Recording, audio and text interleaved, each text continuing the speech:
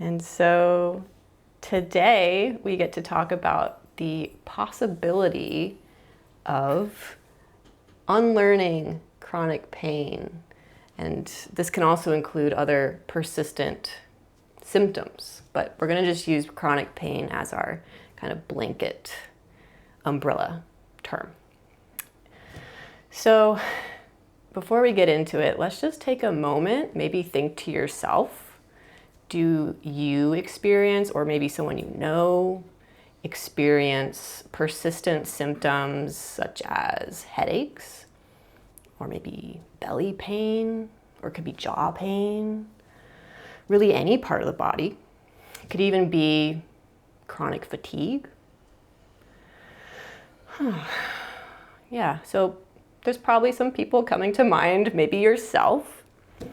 And chronic pain and chronic symptoms are a big deal.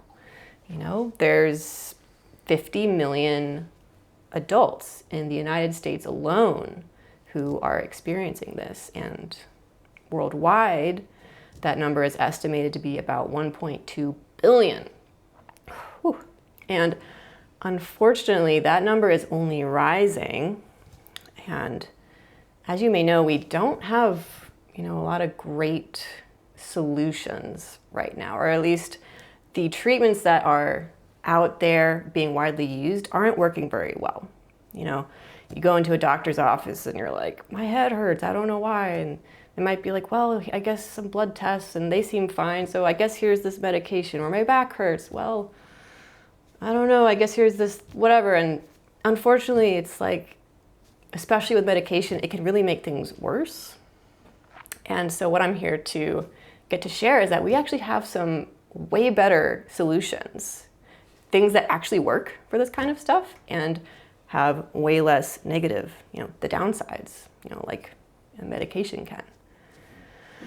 So, as a professional body worker and mind-body coach, I have made it my life's work to chip away at that and to help show people what's possible and to help support them, to give them the tools needed to get there. So a big part of what gets me so fired up about this stuff is my own journey of healing. And I had experienced for over 2 decades a history of chronic daily headaches.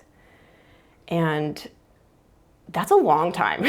Like, the fact that I am not experiencing that right now is still pretty baffling to me. And, I had tried everything. I had seen doctors, I had gotten blood work, any alternative option under the sun, I had tried it, but unfortunately, nothing really seemed to help. Things either helped for a little bit or, only marginally, and nothing really helped them go away or really shift in a big way. But what ultimately shifted that actually was being told about a workbook. Workbook, what? That seems kind of lame. Well, essentially what happened was this person who had a similar story as me had told me that they had tried this thing and that it had worked for them. And I was like, wow, okay, worth a shot. Why not?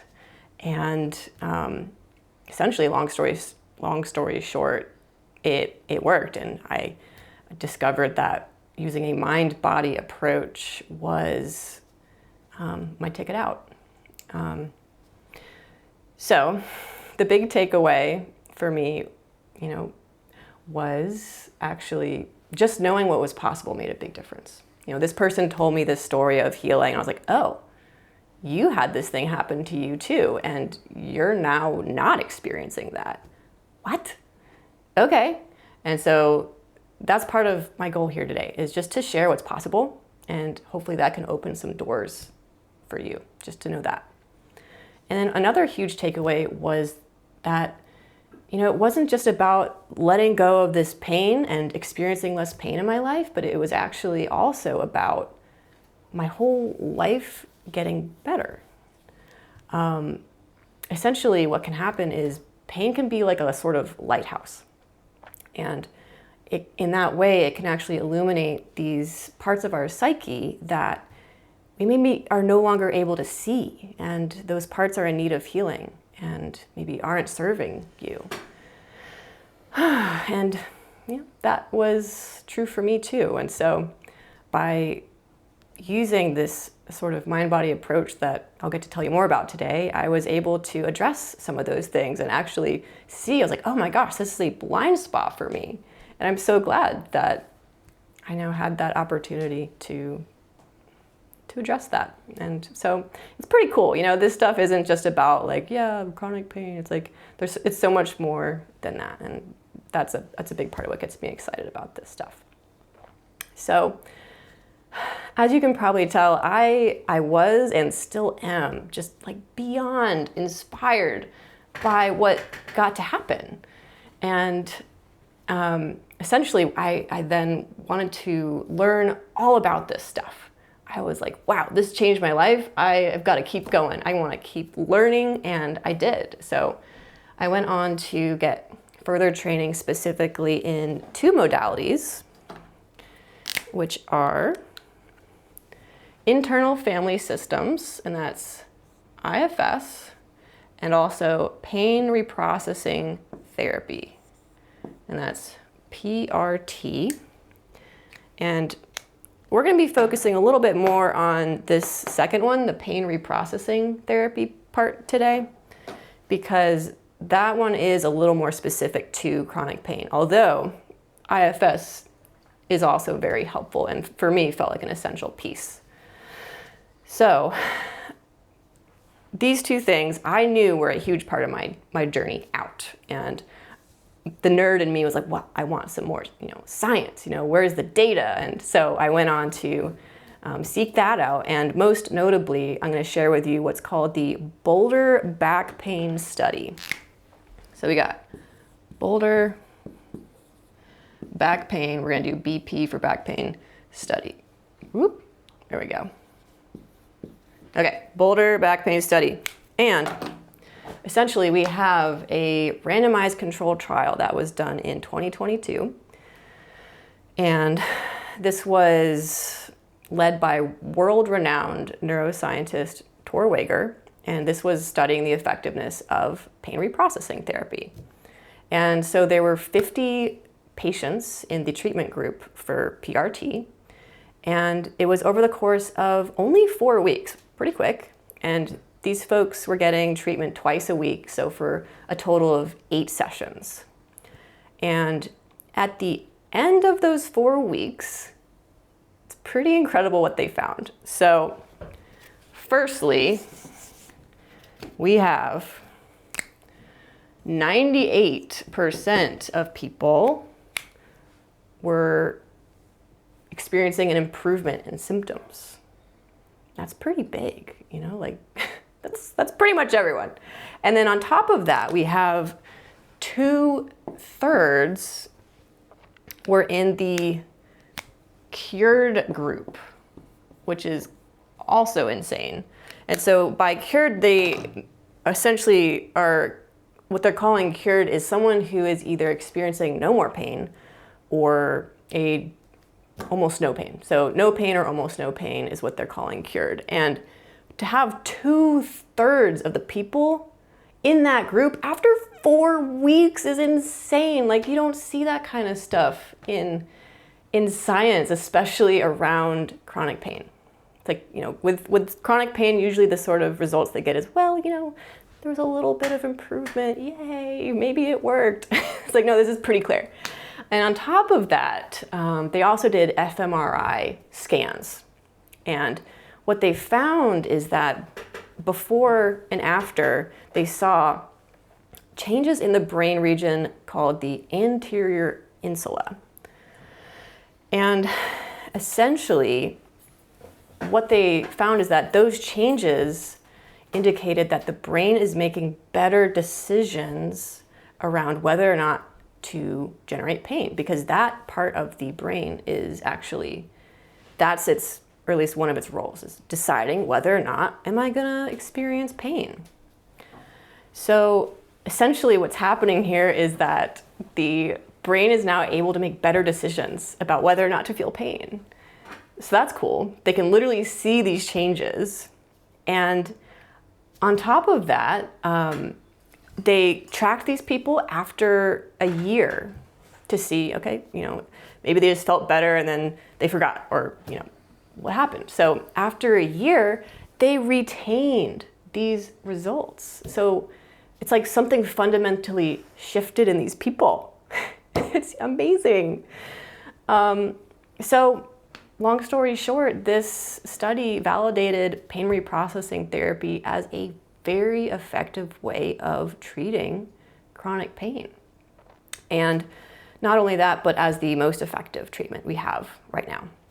So with that in mind, I'm like, heck yeah, I want to learn about that and tell people about that, because it's just knowing that's an option is huge. So by using mind-body techniques such as pain reprocessing therapy, people can literally rewire their brain. So back to my story, how then did I actually get out? What was the process like? Well, the first step is actually just education, learning about how pain works. And just that alone is power, knowledge is power, as they say. So essentially, let's get into what is pain. What is it? Why do we have it? I guess it happens sometimes when I hurt myself, I guess. Well, it's more than that. So essentially, boiling it down just to its most basic form, pain can essentially be seen as a danger signal. So if you go to then, accidentally touched a hot stove, that pain is telling you, stop, get yourself out of there. If you keep doing that, you're gonna hurt yourself. And so it's oh, good, thank you, pain, for that little slap on the hand. Great, that's important. So the thing is though, these danger signals can actually get activated in the absence of injury. And that doesn't mean that they're all in your head or that they're, not important. It just means that, this is almost like a false alarm. So it's like a false fire alarm where you are definitely hearing that fire alarm. It's loud, you cannot ignore it. You can't just decide one day, I'm just gonna decide not to hear that. Cool. No, that's so frustrating if someone has told you that. So the fire alarm is real, but the thing is, the fire is not actually there. There's no fire, your body's okay. Whoa, okay. And so it's this both and. It can be true that the fire alarm is there and loud, but also the fire can also not be there, which means essentially, yes, you are experiencing pain, but no, it doesn't mean that you are actually injured. And as a side note, these things can also be more complex than that. I do believe that these sort of mind-body symptoms can happen with some level of, maybe bodily thing going on as well, but it's actually less common. It's more often it's become a neural circuit issue for most people who are experiencing chronic pain, which is insane. Most people, science actually has validated this. It's not just me being yeah, So that has some pretty big implications. So if most people are experiencing this type of brain pain, or what we call neuroplastic pain, that means that most people experiencing chronic pain actually are eligible / are able to or have the possibility to unlearn that pain. And so essentially, this term neuroplastic pain is pretty important. It's going to come up a lot. So I'm going to write it down. And so we've got neuroplastic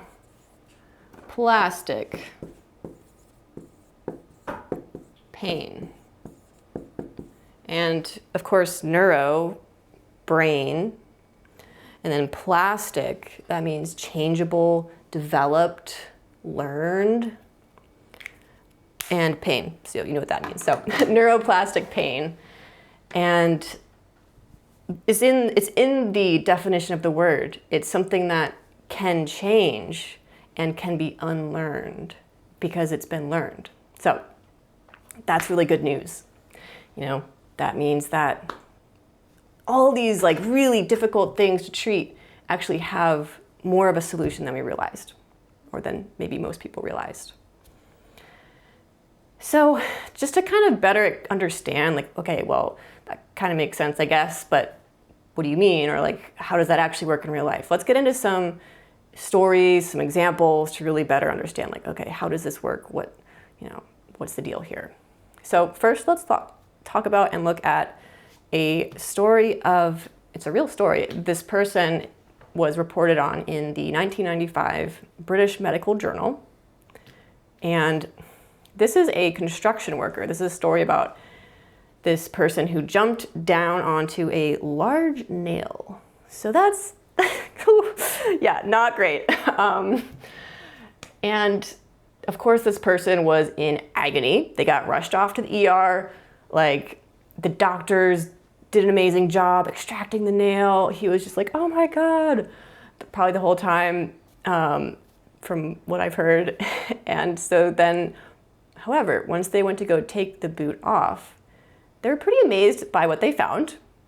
No blood, no puncture wound, not even a scratch. And by some miracle, this nail had just gone straight between his toes. Like, what? So then what the heck? Like, was he just faking it?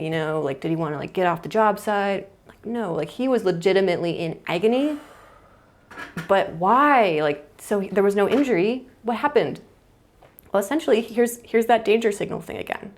So, all the information he was getting was telling his brain, so from the external situation, he was getting the signals of, whoa, something scary just happened. Like, you are most likely injured in a big way.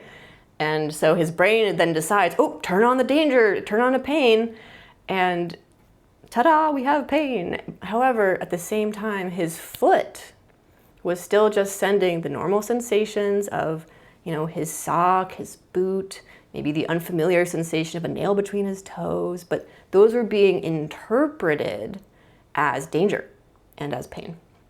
So that's a pretty wild example. And beyond that, we can actually recreate these sorts of experiences. And there was this study that these folks did in Texas, a group of medical school folks, and they set up this very scary looking shock generator machine.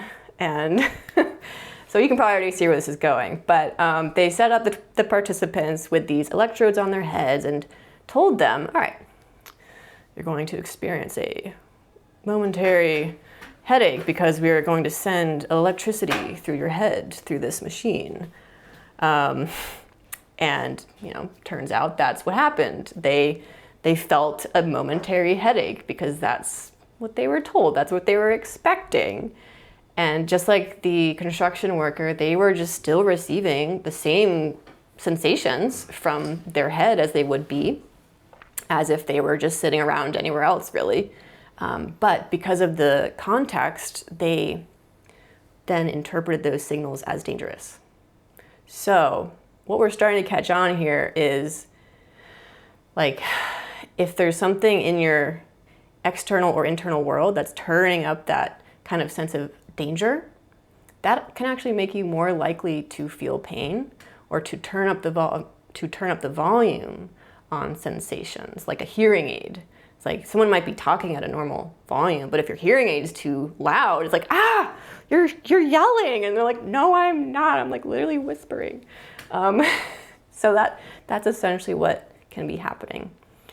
And in addition to that, they've done studies and that have tracked people over time. And essentially, this one study had a group of people who had recently injured their backs. And over time, what they saw was, first, their brain was activating the normal areas of pain processing. Cool, we all know that, or maybe those folks did. It's like nothing new here.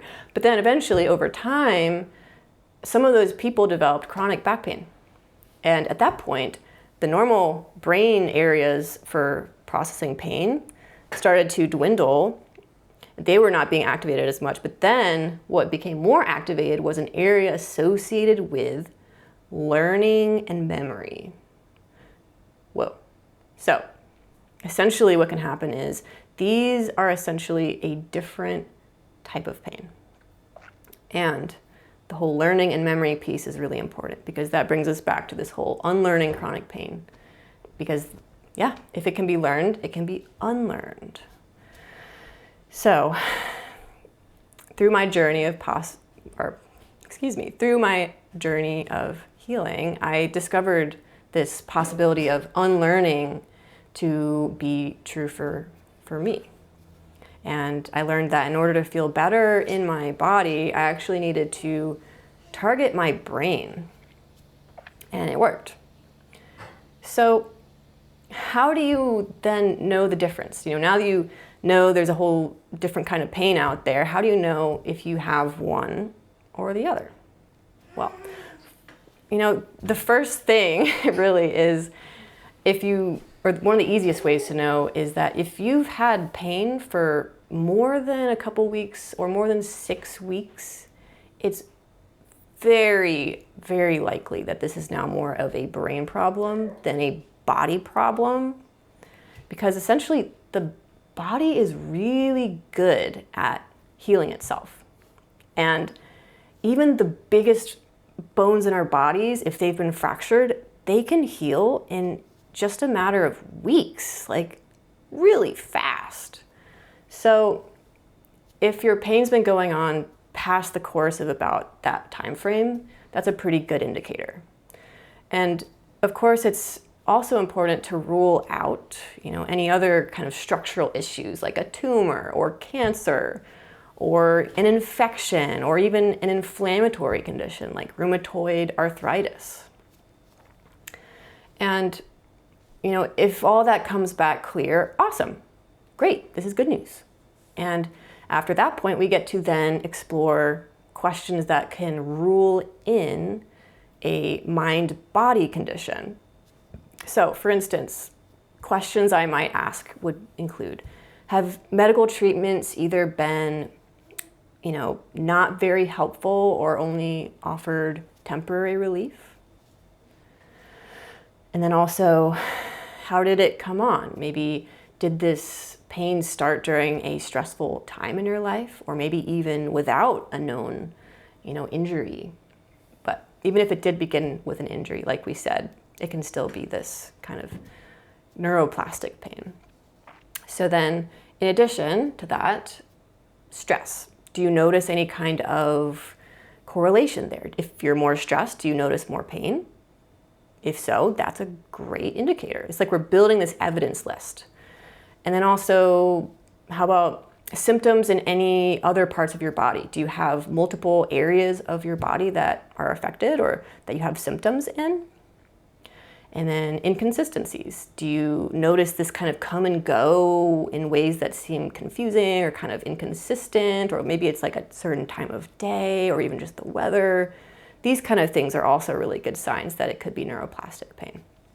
And then finally, do you think about the pain frequently? Does it worry you? Does it kind of get to you? How is it affecting you mentally? And so these sorts of questions are all helpful in kind of building this picture of how likely is it that this is what's going on, neuroplastic pain. Is that what we have? And of course, it's not as simple as like a magazine test where you can just check off the boxes and be like, yeah, I've got it. So, it must be kind of one of those things that needs to be taken on a case-by-case basis. And then, in addition, I also keep an eye out for a history of trauma. Turns out that stressful life experiences, especially around the time of childhood, actually predispose people to having and developing chronic pain. And, the reason for that is that trauma essentially primes the nervous system to respond to the world more easily through this lens of danger. And so, as we know, that can be a trigger and instigator and something that turns up the volume on our sensations of pain. And in addition to trauma, we also have what we call the big three. So there are some common behaviors that are frequently associated with folks with chronic pain. And so we have, number one, worrying. And number two, we have self-criticism. And number three, pressure on self.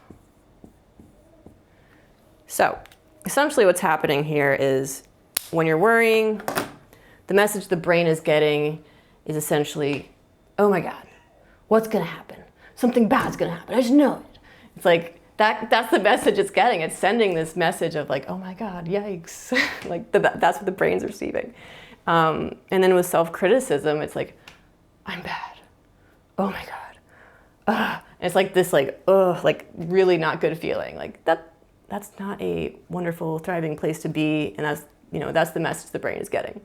And then with this last one, pressure on self, the message the brain is getting is like, whoa guys, something really intense is happening. This is a big deal. Like, the stakes are high. And it's like, whoa, scary. Like that is a threatening vibe. And that's a threatening message. And so, of course, these messages increase that sense of threat or vigilance, which can then predispose someone to feeling more pain. And similarly, we also find some associated personality traits. So that might be things like perfectionism or people-pleasing, or maybe you're very conscientious. Maybe you have very high standards for yourself, high achieving. Could also be anxiousness or hypervigilance. And some of these behaviors and traits are wonderful. Like, it's great to be conscientious of others, but unfortunately sometimes, with all these personality traits, it can also increase one's sense of stress. And as we know, that turns up that sense of danger for the brain. And interestingly, it's actually pretty well known that stress affects the body, and we feel our emotions in our body. And for instance, maybe you're nervous and your face gets flushed, or rather, maybe you're embarrassed and your face gets flushed. And maybe if you're nervous, rather, your belly might have like butterflies, or maybe you've had a stressful day and you get a headache and that kind of stuff. So that's pretty commonplace. Like, yeah, no big surprises there. But what's less commonly known is that these sorts of experiences can actually set the grounds and help be a part of what's creating the neural pathways for chronic pain and even, pretty severe symptoms. And so just for a moment, maybe just pause. We've been listening a lot. You've been paying attention, and that's wonderful. And check in with your own body. Maybe you notice that you hold stress in a particular area, and maybe you already know that area and you're like, oh yeah, hey old friend. Maybe there's a different area that's also showing up or instead.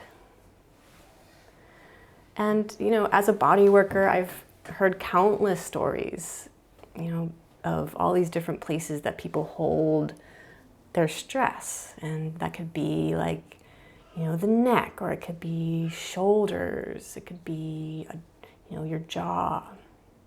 And just take a moment, sometimes just by pausing, kind of remembering your breathing and checking back in with that, and just noticing your own body and noticing, oh yeah, I am kind of holding on to this place here a little more than I have to. I could feel a little more comfortable in my body. Sometimes just that alone can change things.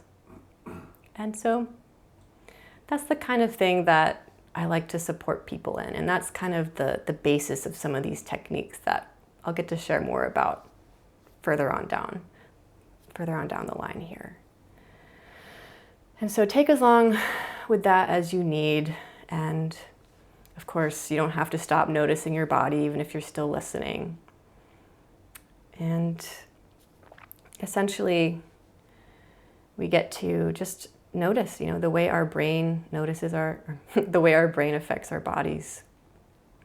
And anything that increases the brain's sense of danger or alarm can lay the foundation for patterns of chronic pain to emerge and persist. And thus, a crucial piece of the journey is then addressing what are those habits? What are those things that increase my sense of stress or perception of threat?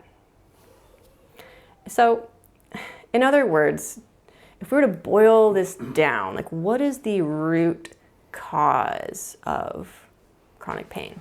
Maybe you're starting to get some ideas. Well, this is not a perfect word for it because it's so much bigger than this. But if we were to boil it down, if we had to pick one word, the root of this neuroplastic pain is fear.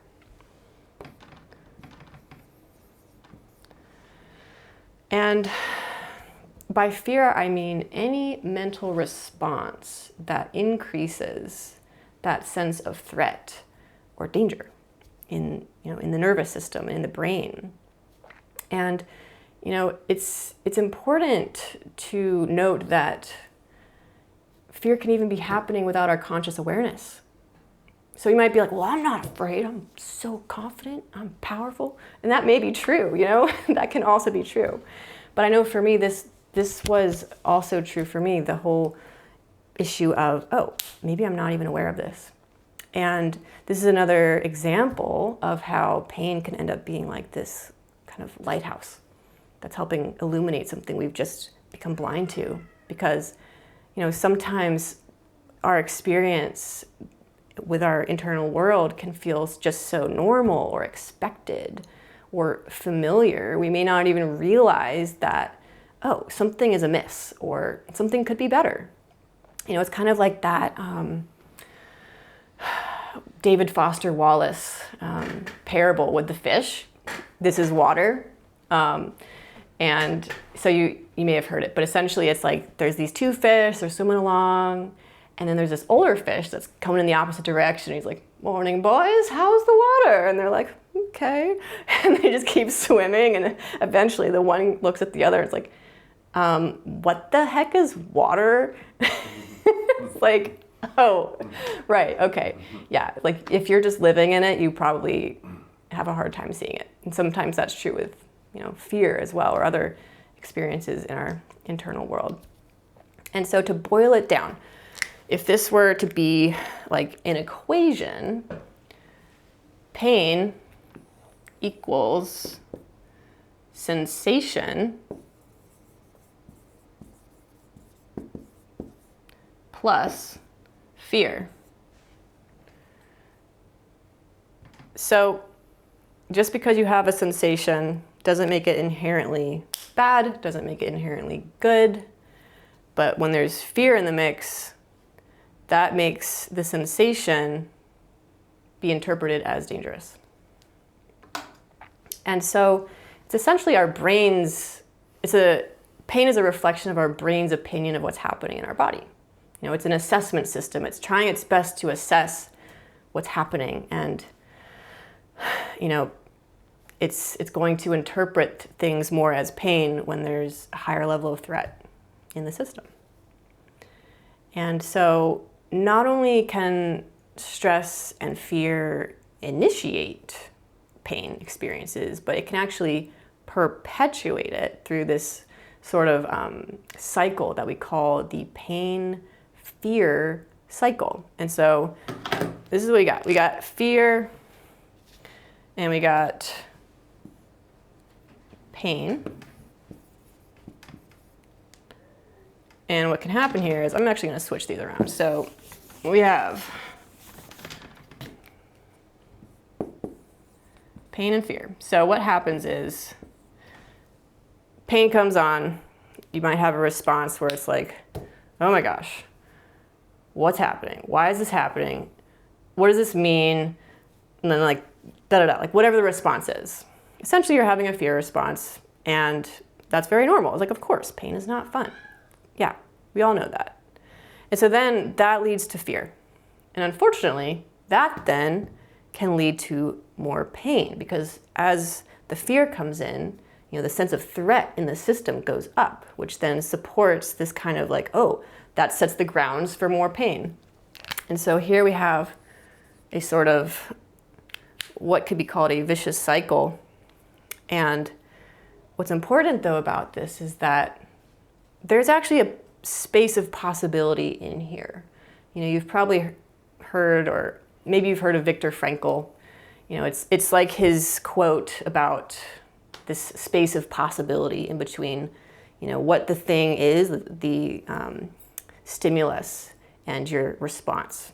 And so in that space, there is this opportunity. So basically, by bringing some awareness to the response to the pain itself, that can actually start to unravel and like take the fuel out of this cycle. And you might also think of it kind of like, the way you might, there's a example where a toddler might fall down, and maybe the caregiver is like, oh my God, like, are you okay? And like rushes over, it's like, whoa. And the kid's like, whoa, and gets scared, because they're like, whoa, their reaction is telling me that something scary just happened. And then they might start crying because like, I'm scared now. Whereas if the caregiver was like, oh, looks like you took a little tumble, and is calm but present, maybe the kid is like, oh yeah, all right, and just like gets back up and keeps like playing. And so essentially that's kind of what we then get to do with our own self. It's like if we're responding with this kind of calm presence versus the like, oh God, like, anxious presence or fearful or whatever it is presence, that then affects what happens, then like how that either detracts from or adds to this cycle. And, as a note, I've mentioned kind of already, but fear is a umbrella term. So maybe you don't really connect with that sense of fear specifically, or that word. Maybe for some people with their pain or with their symptoms, it's more of a sense of frustration, or maybe it's even despair or dismay. Maybe it's a sense of anxiousness or worry. Like I know for me, I would often just feel frustrated, and I would also go into this kind of headspace of what did I do wrong? And it's this very like self kind of blamey vibe. And like we said, with the big three, we got self-criticism, and so that's actually just kind of a way in which that self-criticism can sneak in. So those are just some examples of what fear can also look like. So it's kind of like fear can go by all these different names. So essentially, it's just anything that's activating that sense of threat in the system. So a big part of getting out then is then learning how to kind of retrain our response to the pain itself. And so by learning how to respond with less fear and with more calmness, more spaciousness, you can actually start to illuminate the false alarm, and that can actually start to shift the pain and help to turn it off. So to really then help you to better understand how this works, what the process is like, I'd love to start getting into a example. And, to do this, you don't necessarily even have to be experiencing pain right now. Although if you are, that's maybe even a blessing in disguise, because this is a great moment for that. So this is what I like. Well, it's not just me, but this is a practice called somatic tracking. And it's essentially applied mindfulness. So if you've done any kind of mindfulness before, awesome. You're gonna already have a step up here. And if not, no worries, great place to start. And so it's a little more specific than just general mindfulness, because it is more specifically geared towards the experience of, noticing sensations in your body without fear and learning how to be with them through this different place that works really well with chronic pain. So essentially, without further ado, you're welcome to just start making yourself a little more comfortable wherever you are. That can be seated, that can be lying down, that can be just you taking a moment to check in with your body and your comfort, seeing if there's any way to kind of bring that comfort in a little more, because it's always helpful if you're able to just to support yourself in feeling good in those ways that are accessible, just as a place to start. And as you're getting comfortable, you might start just noticing the breath. Maybe you notice what it feels like on the inhale versus the exhale. Maybe it feels good to start softening the eyes.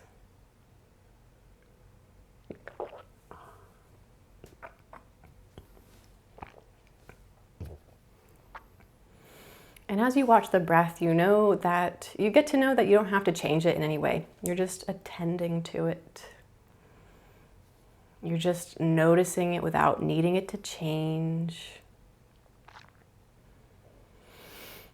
And so taking on this sort of detached sense of curiosity and interest.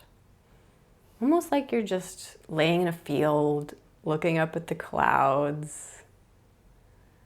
Maybe your breath is like those clouds and you just get to lay there and watch them go. Knowing that your brain is taking care of the breath for you. There's nothing you have to do, but just watch. And no matter what this sensation does, no matter what the breath does, it's okay. We're just gathering information. Maybe you even explore, is there a way in which it would feel really good to breathe right now? Giving yourself that kind of openness and possibility to just explore. Maybe there's some deeper breaths or different places of the body that want to bring in more breath. Just exploring, just trying stuff on.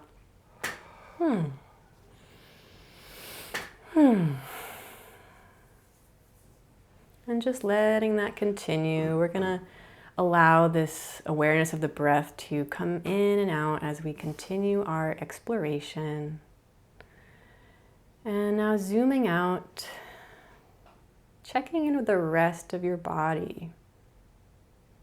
And just gently scanning down. Maybe it's almost like a liquid light that gets to travel down the body. Just illuminating what's there. Not needing to do anything about what you find, just taking it in, just making a space for it to be noticed. And this could even be, you notice something in your body, but then also something in your mind. Whatever's here, it's fine just to notice it. Maybe you notice a thought or an impulse even. But just staying with what comes up. Not getting too attached to it in any way, just like those clouds, just watching them with this sense of detached curiosity and interest. Continuing to breathe all the while. And so as you continue that, maybe there's something that really sticks out to you. Maybe there's something that is in a way wanting your attention. And you have this opportunity to offer that, to almost move towards it in a way. Maybe it's a sense of tension in your body, maybe it's a discomfort. It could even be an emotion or an impulse or even a thought. but just making that space to move towards it. Yeah. Checking back in with the breath, maybe even giving that sensation a moment of your breath.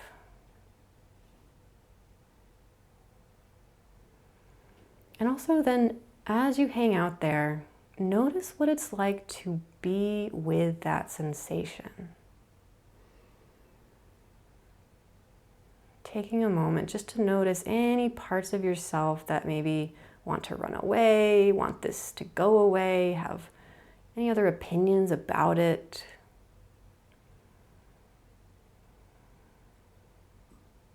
Just allowing those responses, those parts of yourself to be noticed, and like as if they also get to be here. Maybe even validating them, giving them your kindness, letting them know that, of course, that makes sense for them to feel that way. And maybe once you've done that, asking if they're willing to soften back, even just a little bit. Asking if they might give you a little space just for this moment to explore something maybe a little different. Maybe a different way of being with them, with these sensations, these experiences.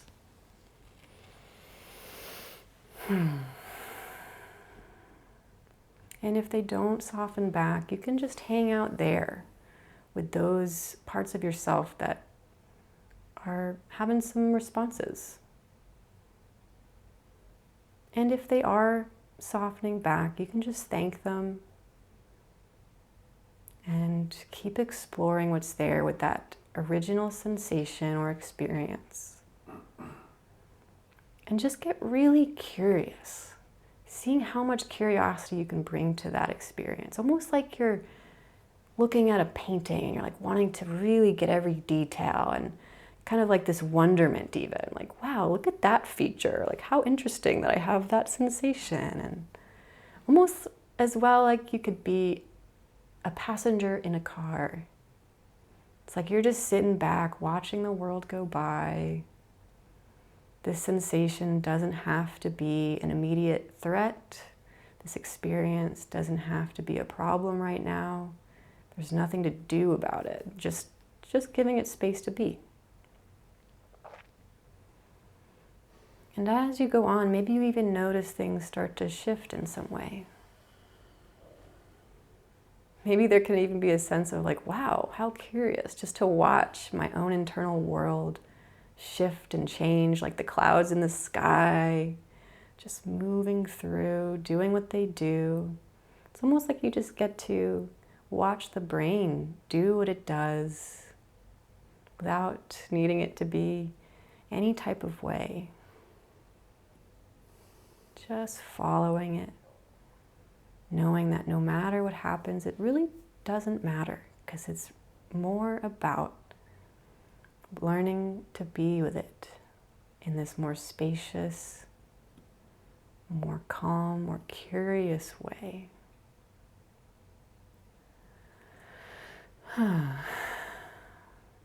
Beautiful. And maybe there's some other place in your body that is experiencing less sensations. Maybe it's a little easier. Maybe it's somewhere that has less going on. Maybe it's your feet, maybe it's your hands, somewhere that's a little simpler. Just giving yourself that moment to shift your attention and tune into another place. Maybe there's a sense of aliveness there. Maybe it's like a tingling. And just allowing that moment to kind of take in what else is here. It's like we get to train the mind to disinvest from those places that maybe are often harder, and learning to attend to what else is happening. Maybe even noticing what's going well.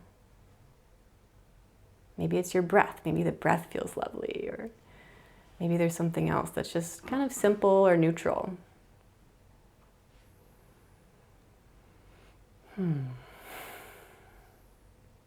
And with that, you can explore what it's like to use this idea of pendulating. You can even just take a moment with that area and then come back to the original one.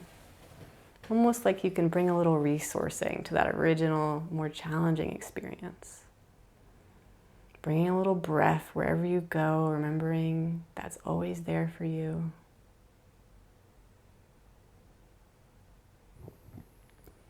Maybe they even start to feel like a sort of light bridge or connection between them.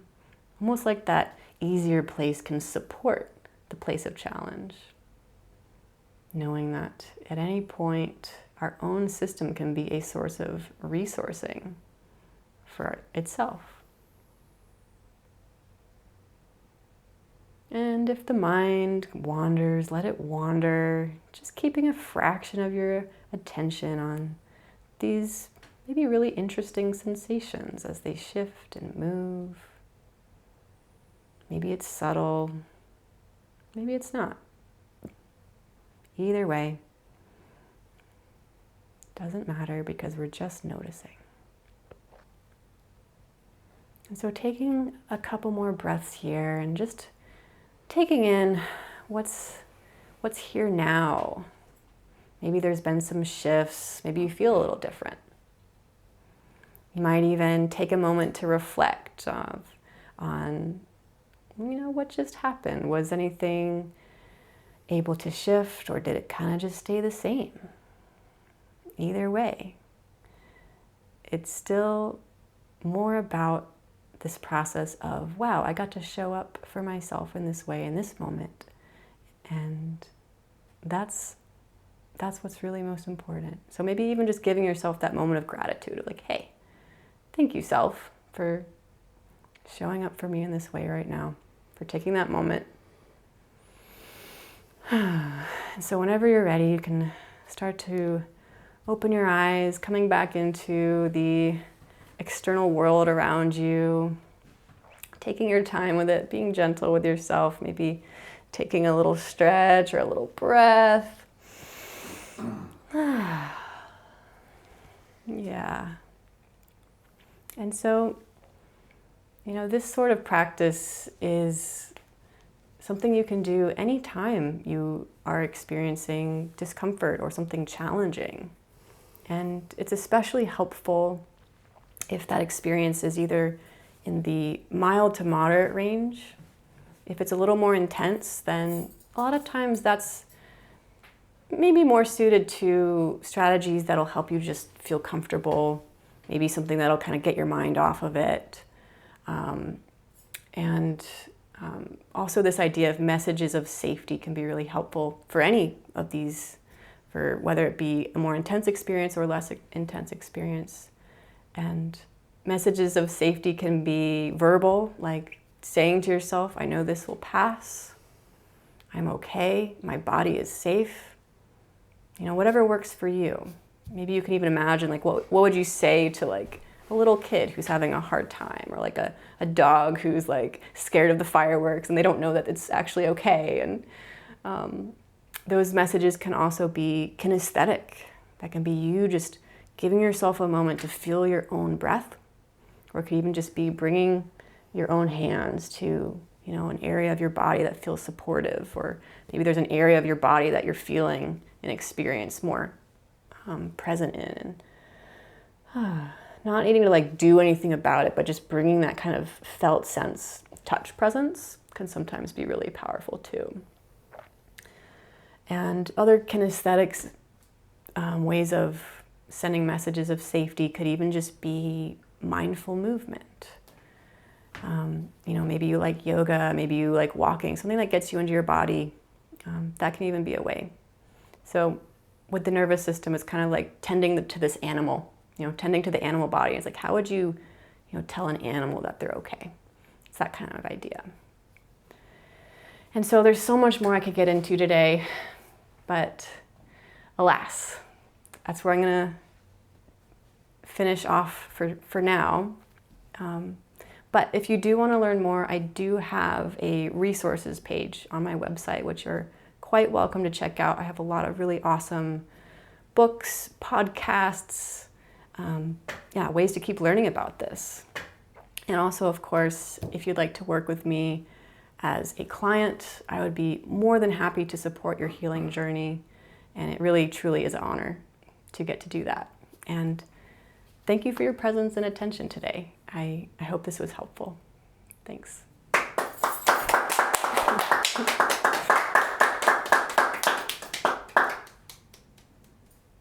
Yay. Yay! Good job, baby. I'm just stuck to the chair. Can you stop the recording? I was getting stuck too. I was like, Yeah. it's fun. Someone used too much wax on these when they waxed them? Did I turn it off? I don't know.